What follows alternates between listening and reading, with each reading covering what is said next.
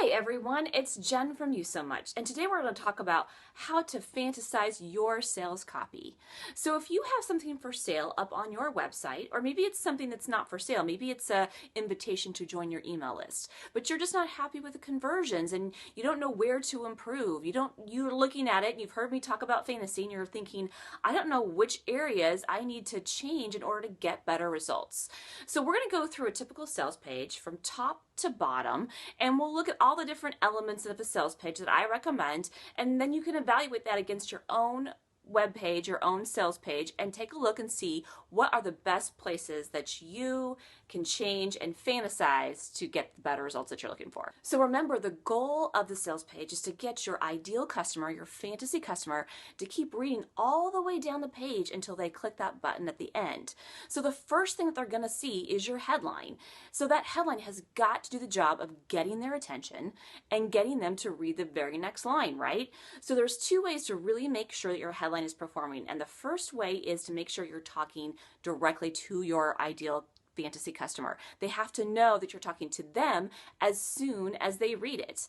And they also need to be aware of the fantasy that you're going to give them at the end, right? So it doesn't have to talk completely about it, but you're alluding to how you're improving their life and how their fantasy might come true with that headline. So that's got to be in there in the headline. Now, one of the things that I've noticed is sometimes it's hard to get all of that in to one headline, right? So that's where the very next line, a sub-headline right behind the main headline, is a great place to do that. So that sub-headline can help reinforce what you're saying in the headline, so you can make sure that you're, again, talking to your ideal fantasy customer and then also getting them to understand how you're going to improve their lives. Then the thing that follows is the body of your sales page.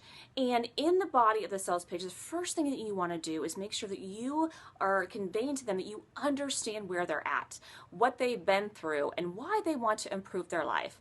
And then what you want to do is entice them with their fantasy. Paint a picture of how you are going to improve your life with your offering.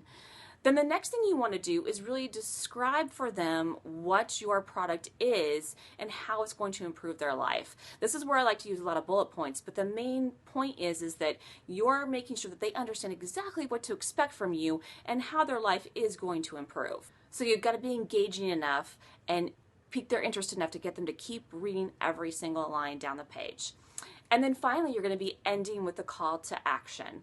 And so the call to action, if you've been really clear and the flow is great and you painted the picture of their fantasy, then it should be a no-brainer for them to click that button at the end. So it's got to be super clear what it is that they're clicking that button for. They got to know exactly why, what they're getting with that button, and there should only be one. Otherwise, you're confusing them. One of the things I really like to do is have a PS after the click button, and the PS can reinforce the fantasy. It can take them back and remind them about how their life is going to be improved. Another thing that I like to do right there is add some testimonials or a picture of yourself, or add some credibility to you by doing a quick bio or something like that. So any or all of those following the call to action are great in case you have any questions specifically about you or about what you provided in the past. Some people really just need that little extra logical, reasoning why they should buy you. But really what they're buying is the fantasy. They're not buying with logic. So that's really just to back up everything else you've already done to show them how you're going to improve their life. So if you're not happy with the sales or conversions on your page, then go back through everything we just talked about and fantasize it up. Make sure that you're showing your fantasy customer how you're improving their life, how you're making their fantasies come true. If you have any questions about anything we talked about, I'd love to hear them. Leave a comment below, or you can contact me through my website at yousomuch.com. Thanks so much, and don't forget to write down your own fantasies because words make it real.